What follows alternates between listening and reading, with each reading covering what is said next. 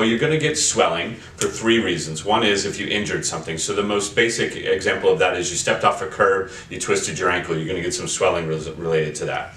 The second would be irritation. Well, irritation to a muscle, let's say you're out in the garden, you're pulling a lot of weeds, your back muscles, your leg muscles, they're irritated, they have the potential to be swollen. The third type of swelling would really come from something that is the result of some abnormal stress. In the case of muscles and bones and ligaments and things that we're talking about this in context of, abnormal stress would be I painted a room at my house, and so my shoulder, my elbow, my arm, they're all going to be sore, and that soreness and stuff is coming from swelling. So here's a good question for you. True or false? Is all swelling observable? Well, I think the natural inkling on that answer is that it's true, because we think of swelling as being I twisted my ankle, or I've got this puffiness in my elbow, etc., and I can only see swelling.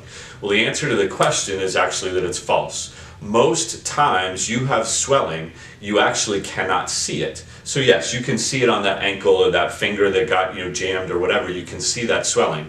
But most of the time when there's swelling, you're not actually seeing it. It's swelling that's occurring inside of the tissue itself. Well, what is swelling then? It's really a collection of fluid that collects in a specific area. So for starters, you have fluid that's traveling all throughout your body. It's that immediate first aid system of your body. When you have an injury or an irritation or there's abnormal stress in an area, what the body does is it floods a good portion of that fluid to that area. So it takes it out of the bloodstream and it loads it into the muscle, the joint, the tissue, whatever it is that's irritated, that's injured, that's been overworked. It's bringing in some nutrients to kind of lock up the area and help it to be tighter. It's thickening up the tissue to protect it from further injury, so an ankle sprain doesn't become a broken bone or it doesn't become a tear of a tissue, etc. So it's thickening up that tissue. And then it's beginning to bring a couple of nutrients to the area on a quick dose, almost like a clotting mechanism, to get that area to start its healing process. So that is really what we would term to be good swelling. So anytime there is overuse or irritation or an injury,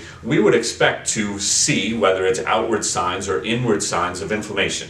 The signs of inflammation and swelling would be that there's pain and soreness in that area, that there's stiffness in that area, that you may actually even see a little bit of that swelling. Those are all some good things, and they're appropriate with swelling, because again, you're trying to lock that area up, make it a little bit stiffer so that you don't continue to use it or overuse it. Where swelling comes in and becomes a problem is that it stays there. So basically the general rule of thumb is that swelling should be there, again, whether it's visible or not, swelling should be there for about 12 to 24 hours after there was an injury or an irritation to tissue, or basically just an overuse or an abnormal stress on that tissue.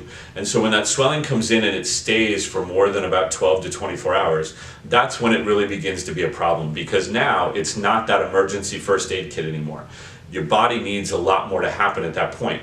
It needs blood flow to the area. It needs the area to be looser. It needs the area to regain strength. And the problem with swelling is that if it doesn't go away, your pain will stay. It may actually get worse. Your joint stiffness or muscle stiffness and soreness will stay. It may actually get worse. The problem is that it's restricting blood flow to that area, which is what really is going to bring the real nutrients that your body needs to heal, the oxygen that it needs, and the ability to make sure that not only does it heal this time, but it heals completely, so that it reduces the likelihood that this problem is going to occur again. So what do you need to do if you've had swelling that you can actually see, or if you've had pain, stiffness, soreness that didn't go away after a 24-hour period, or that it's getting worse inside of that 12 or 24-hour period? You really need to get a good evaluation, a good assessment of what's happening in that area.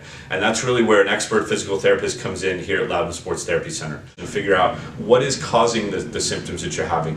How is the swelling responding? What's the cause of the swelling itself, and what needs to be done to get that under control? Because once we do that, then we can really help to give you a good plan of action on how to not only get rid of the swelling, again, whether it's visible or not, but to decrease your pain, get things under control, and get you back to being able to live life and do the things that you want to do.